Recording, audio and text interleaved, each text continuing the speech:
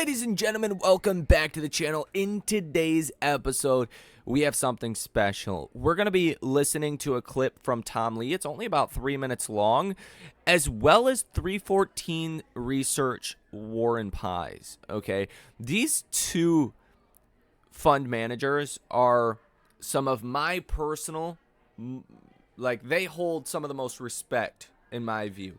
314's Research Warren Pies, he was spot on back in April.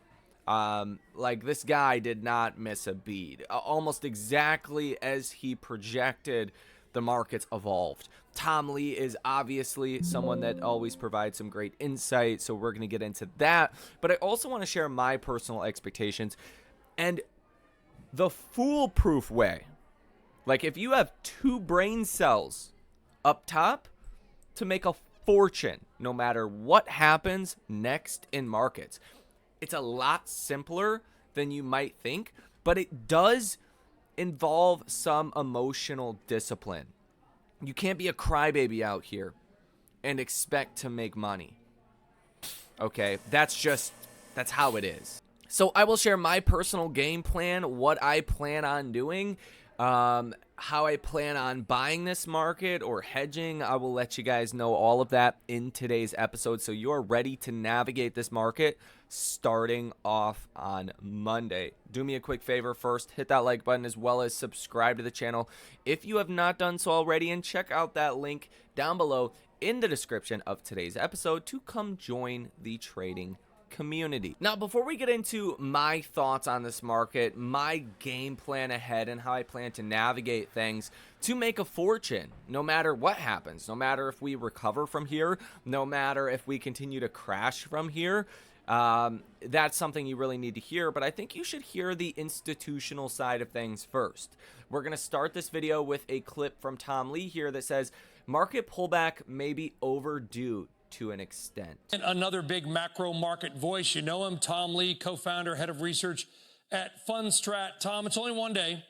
We get it. We're still, the bull market we heard earlier, still intact. But your take on today's move and what may lie ahead. Well, Brian, it may be overdue to an extent. We've had a nice rise of 36% since the April lows, and I believe today's decline is the biggest in more than 6 months. But it's good to see the VIX spike. The VIX spiked at 1.29% today. That's the 51st largest ever spike in the VIX. So we're a top 1% move in sort of what I'd say the market seeking safety. And so I think it's a good flush that's happening today. I would like to say the market is, concerned, but as your other guests have said, especially Rick, I mean, unless there is a real structural change, this pullback is a buying opportunity. Wow, 51st biggest move for the VIX. So why is it good that the VIX is responding? What does that signal? It shows you that investors are seeking protection. And as you know, the VIX is a measure of expected volatility of the largest 100 stocks. And so a spike in the VIX is really a market saying, okay, I need to get out of everything, but I can't sell everything. So let me hedge it by buying volatility. And that is usually a sign of an interim low. I mean, I don't want to say I think markets are bottoming today, but we know that the forward returns are pretty good 1 month and even 1 week later. So I would say if someone says, are we higher a week from today? I'm going to say the odds are actually really good. Or, we might even be 60 points higher. Wow. But that's happened. That's what's been happening, as we talked about earlier in the show, Tom, that we've seen these buy the dip buyers come into the market. We get a day like today, the dip buyers come in, we're higher a week later. Do you expect that to happen again, absent some further escalation with China? Yeah, I mean, anything's possible, Brian. And I think that the markets lived through this February to April, and it was a day by day panic, and maybe there's echoes of trauma people are thinking about, and we do know that this. These are important issues. So I wouldn't want to be glib in saying, hey, this is nothing. because the market is making a big move. But to me, if I said, okay, what are the reasons stocks have been attractive for the past 12 months? It's been about the innovation coming from AI, and it's the innovation as Wall Street looks onto the blockchain, and now it's the Fed that's beginning an easing cycle. These three things have structural tailwinds that aren't disrupted because of potential even rare earth dispute with China. Do you want to see the market not end on its lows? We're not on our lows right now. Well, it's Friday, and it's a long weekend. So as you know, a lot of people like to shut down their computers. So I wouldn't be surprised if we might see the market close on its lows. But to me, I don't think it's a signal. As you know, markets rarely bottom on Fridays anyway. So maybe Monday is the flush, but then that's the buying opportunity. Interesting there. Tom Lee says that Fridays are rarely the bottom, and we could actually see a larger flush out event on Monday. But Tom Lee says until something structurally changes here, this is a buying opportunity. Basically what that means, until tariffs are actually in effect, this is a buying opportunity. And honestly, if we know Tom Lee, he's probably going to say after the tariffs go into effect, it is a buying opportunity as well. And I would also agree with that statement. But again, we'll get into my thoughts and what to do in just a few moments. But first, I want you to listen to what Warren Pye says about this market. Research's co-founder, he joins us now. I'm looking at 3.3% down on the NASDAQ. Is that what catches your eye the most? Yeah, thanks for having me. It does. I mean, that's where the leadership's been, so it's not surprising to see that's what's giving the most back. When I it's a little bit of a stressful day, I guess, but when I zoom out and look at the market and where we've come from, we've gone now 119 trading days in a row without a 3% pullback on the S&P 500. And that's the seventh longest streak without that kind of a pullback historically, going all the way back to the 1950s. And when you look at those streaks, we've returned like 28% before today. And that's the strongest performance we've seen within any of those streaks. So when I think about it, this is just, I think, a needed correction and a needed pullback, something we've been waiting for. Sentiment's been extreme. Talks of bubbles, talks of doubling between now and March of next year, and analogs to 1999. This is healthy. We're in this window where you'd expect it in October, and that's how we're approaching it as of now, as a healthy pullback.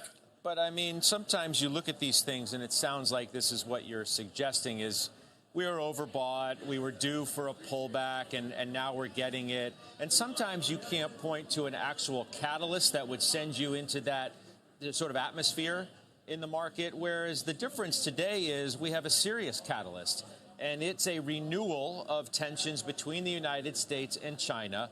We're talking about the possibility of more tariffs, not less.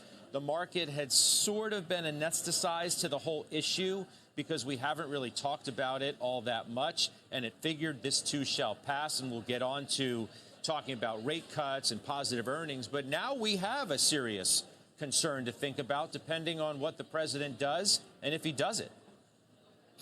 Yeah, I mean, it's a concern. I've been a little bit in recent weeks talking to clients and saying, we were so concerned about tariffs, and tariffs are a real drag. And we didn't have a full taco from the first round of tariffs, really. And so we've expected somewhat of a fiscal drag.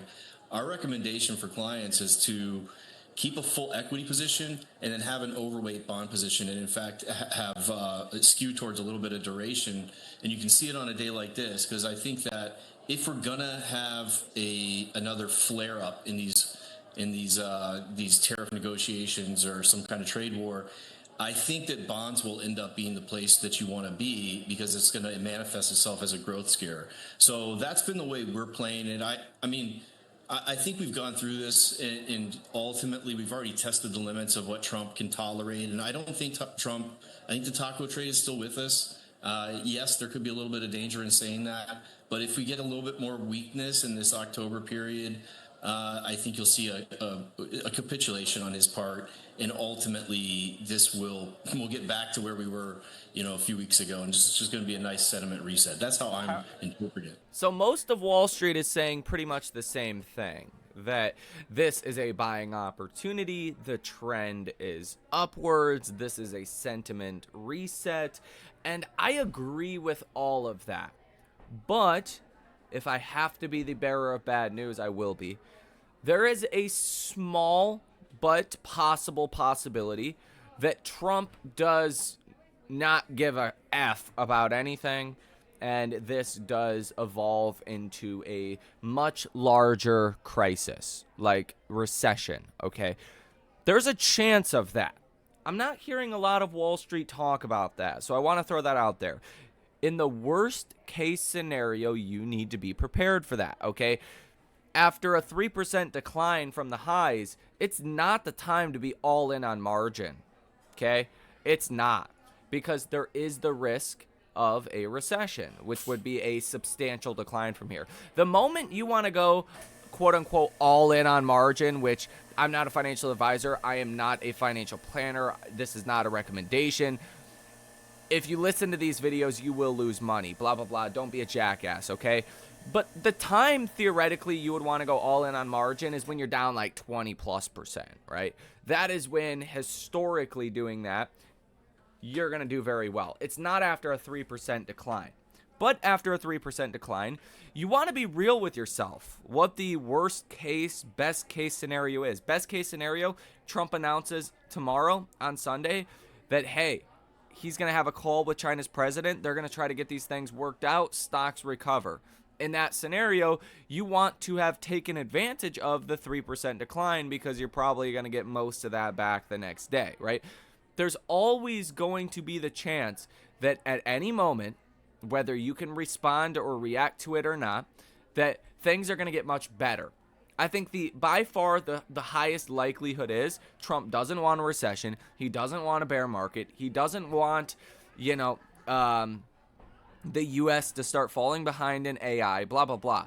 None of this is good for Trump's policies, okay? This is not in Trump's best interest. He even said yesterday that it could be painful for the U.S. He doesn't want that, okay? Great. Fine. We get that. That's the highest probability. But there is a possibility, albeit a low one, that this Trump trade embargo with China lasts 3 to 6 months, a recession comes out of it, and there's substantial downside from here. So how do you invest to make a killing during whatever happens next? It's simple. More simple than you'd think. Keep your emotions in check, number one. Whether it's a good day or a bad day, you don't want to get super excited on good days or super down on yourself on bad days, okay? Understand, if the markets fall, you're going to lose money. But that is not the end of the story here. That is how you make a fortune, okay? The more the markets fall, the more money you're going to make on the back end of it, okay? This is how we made hundreds of thousands of dollars, millions of dollars collectively in the trading community back in April. Check that link out down below in the description of today's episode. You want to, in my view, or at least what I'm doing, I should say, what I'm doing is scaling into markets. We were down on Friday. I put, just for context, I have hundreds of thousands of dollars in markets. I invested like $5,000 on Friday, something like that. Okay, just ballparking here on the 3%-ish down day we had. If Monday is a bad day, I'm going to put another 5 to 10 grand in. Okay? If the day after that's a bad day, I'm going to put even more money in. The lower markets go, the better your odds are that you're going to make money on the back end of that. But again, if things get worse, you want to be in a situation where you have plenty of cash to invest and take advantage of that. But also if things get better overnight, that you have already taken advantage of what we have seen. Here's the thing.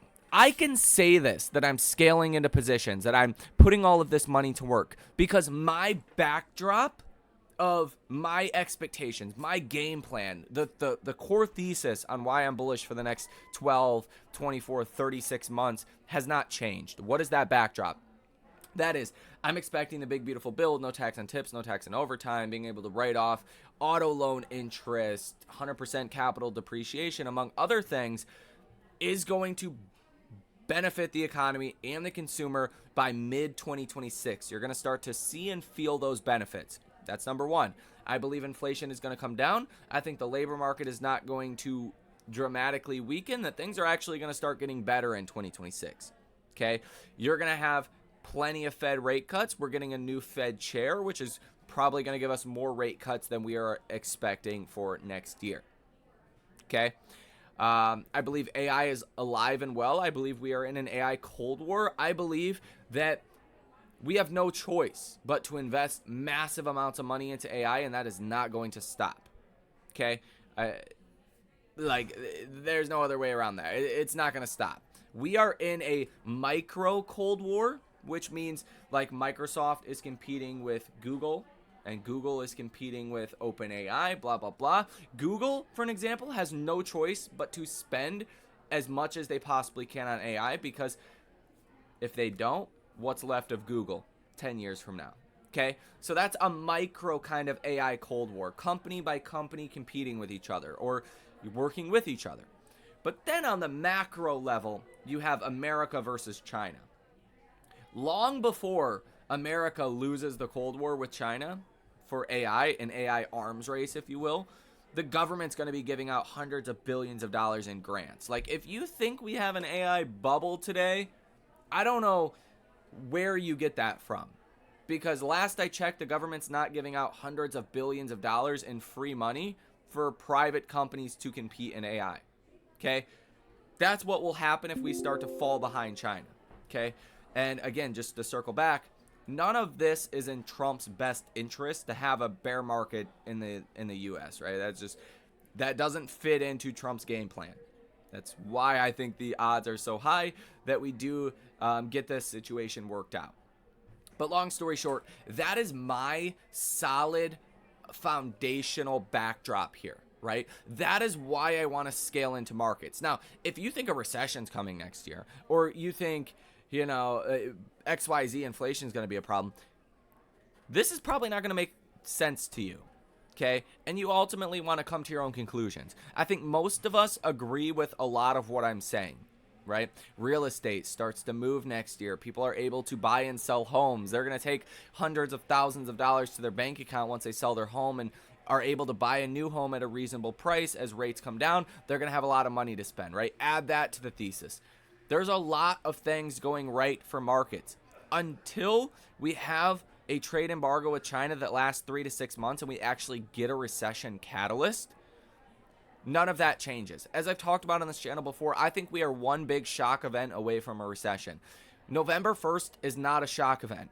The duration can be a shock event, okay? If we have tariffs put on China, 100% trade embargo with China for a week, that's probably not a recession catalyst. If we have a trade embargo with China for 7 months, that's probably a recession catalyst. Once you get past like 3 months, things start to get really dicey, right? Things start to look rough. Do I think we're going to have a trade embargo with China for 3 months? Probably not. I think by far the highest likelihood is things will get resolved long before 3 months, or probably even before November 1st, okay? Again, there's a chance that does not happen. So again, how do you benefit from this? It is by scaling into markets systematically, day by day on these red days, but to not be in margin and to keep your emotions in check. If you're losing digits on your portfolio, it's simply digits. You got to be more in love with the game here than you are the benefit, and that is money. If you understand what you are doing over the long term, investing on these down days where your portfolio looks ugly, that you're going to come out a winner on top of that, that's all you need to know. Like back in April, before the April crash, portfolio was up like 40%, 50% year to date in the trading community, right? That was a couple months into the year. We were having a great year. What happened? Markets tanked. That portfolio was down like 25% year to date, something like that. Lost all of the profits plus some. What happened? We invested aggressively in April. As the markets went lower and lower, the risk reward got better and better and better, and I put more money and more money and more money into markets. Now, we sit, even after today, trading community portfolio is up like 190% year to date. It was up 220% year to date. Okay? I have not sold anything. I've barely hedged my portfolio. Some of you guys might hear that and say, wow, that's stupid. But again, with my backdrop, that has not changed. The economy is going to be strong. Inflation is going to come down, blah, blah, blah, what I just went over. That makes sense to me. If I was fearful of a recession, and now we have this, and I thought Trump was serious, and tension or trade is done with China for an extended period of time, I would not be operating this way. But I would also likely not have 200+% year-to-date gains. I would have panicked out long before. I would have been trying to time the markets. I would have been fearful, back here, right? On August 1st, when the markets were down 1.64% and we had hit a new all-time high, I would have said, oh yeah, crap, that's it. Correction's coming. Like, again, you got to keep your emotions in check here and always circle back to your baseline expectation, which mine is bullish. Okay? So until something changes that, you got to scale into markets. You got to take these red days as opportunities. That is my plan. That is what I am doing. Let me know what you are doing down below in the comment section. But that is how you get rich during a pullback, during fear events, during crashes or corrections. It is by staying steady, keeping the long term in the back of your mind, and operating under that narrative. What do I have to do today to make this long term plan that I have a higher chance of success? Nothing is guaranteed in markets, but you can do things that raise your odds of your desired outcome. If your desired outcome is to make a lot of money, unfortunately, for some people, you have to be bullish because that pays. Okay? And if your long-term goal is to make a crap ton of money, you have to be buying on these red days, especially in a Trump economy, Trump market, if you will. You have no idea versus the next guy when things are about to get bad or really good. It's on a headline by headline basis. So the last thing you want is to watch the markets fall 3% on Friday, maybe 3% on Monday, whatever the number is, and then recover on Tuesday and you did not take advantage of it at all. Okay? You want to be mindful of valuations and bubble-ish areas. Like, you don't want to just go out and buy the most overvalued shit out there, but there are opportunities in any market. So again, let me know your thoughts and what you are doing in your portfolio down below in the comment section. Come join the trading community if you would like to. Link down below in the description of today's episode. Have a great rest of your day, and I will see you in the next one.